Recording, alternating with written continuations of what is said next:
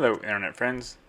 In this video I'm continuing to work on these seat ribs by dimpling K1000-08D as in Delta nut plate to the flanges. Not the entire flanges, there's 4 different spots on this flange. I think they call it like the angled or the raised flange. Anyway, that's where we're dimpling the nut plates to. My preferred method for dimpling nut plates, or not dimpling, for riveting nut plates is that I'll put it in place with 2 clecos, and then I will screw a screw in there. So that way I know that the threads are good.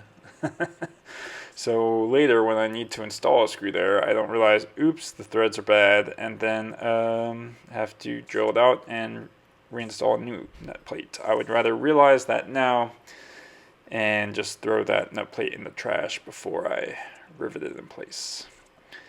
And it looks like tonight's entertainment of choice is Apollo 13, which seems like a super appropriate film to be watching while building an airplane. I guess I'll try not to repeat the same mistakes that they did. Okay, one of the things I like to do is share useful tools to help other builders. So one of the things that you have to do when you build an experimental airplane is you have to keep what's called a build log. And you're supposed to present this build log to an examiner when you want to get an airworthiness certificate for your airplane. And there's no real official guide on what the build log has to be. So it could be a series of videos, it could be a spreadsheet.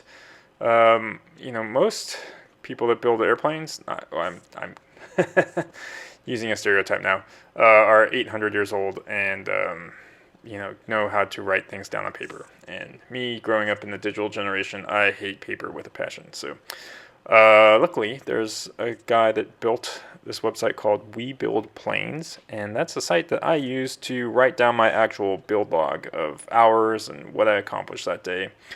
And since I have a video camera running, then at the end of the day, I actually just run a little script that I wrote, and it encodes all the video that I have to one daily video.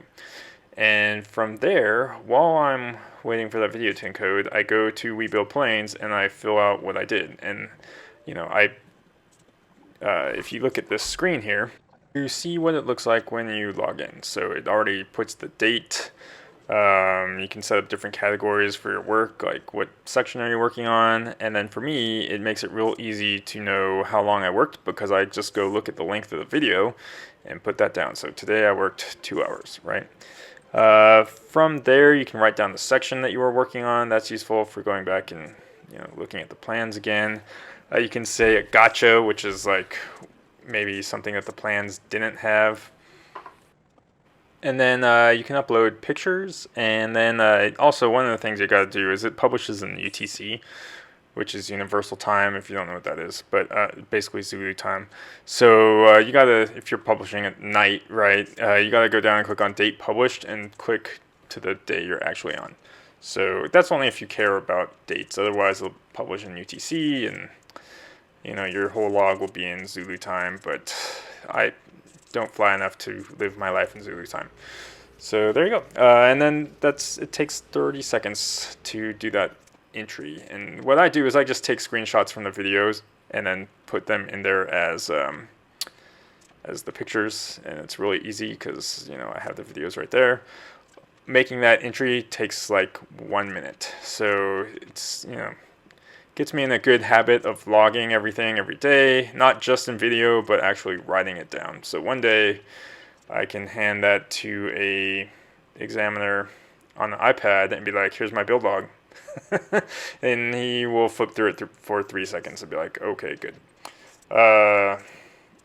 Like I said, most people have a giant paper one. In fact, if you go to Oshkosh, when people were getting their planes inspected, they had them out for their build log. Like I'm just going to have an iPad and be like, here is my build log.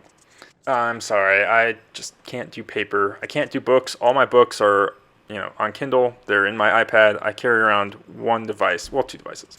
So I got a phone, right? But if I want to actually read something, I have an iPad, and I read it on there. I don't really read books on computer. That's kind of lame. I still like the form factor of a book, but we have iPads for that. So anyway, if you want to join our Slack group, link is in the description. See you there. Ciao.